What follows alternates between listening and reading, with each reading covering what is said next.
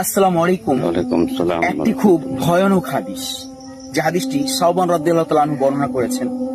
রাসূলুল্লাহ সাল্লাল্লাহু আলাইহি ওয়াসাল্লাম বলেছেন যে আমি আমার উম্মতের এমন লোকের কথা জানি যারা তিহামার সাদা পর্বতমালার মতো পাহাড়ের সমপরিমাণ, তারা নেক আমল নিয়ে কিয়ামতের দিন হাজির হবে, কিন্তু আল্লাহ তাআলা তার ওই নেক আমলগুলোকে বিক্ষিপ্ত ধূলিকণার নাই বাতাসে উড়িয়ে দেবেন।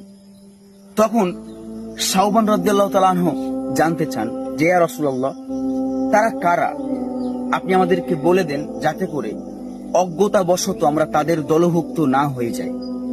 তখন রাসূলুল্লাহ সাল্লাল্লাহু আলাইহি সাল্লাম বলেন, আমা ইন্নাহুম ইখওয়ানুহুম নুকুম ওয়া মিন জিলদাতিকুম ওয়া ইয়াখুযুনা কামা তাখুযুন।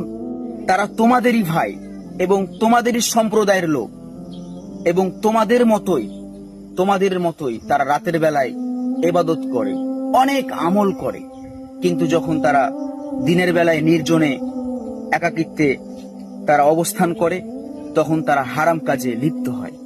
আমরা যেন তাদের দলভুক্ত না হয়ে যায়। আল্লাহ যেন আমাদেরকে তাদের দলভুক্ত হওয়া থেকে হেফাজত করেন। আসসালামু আলাইকুম।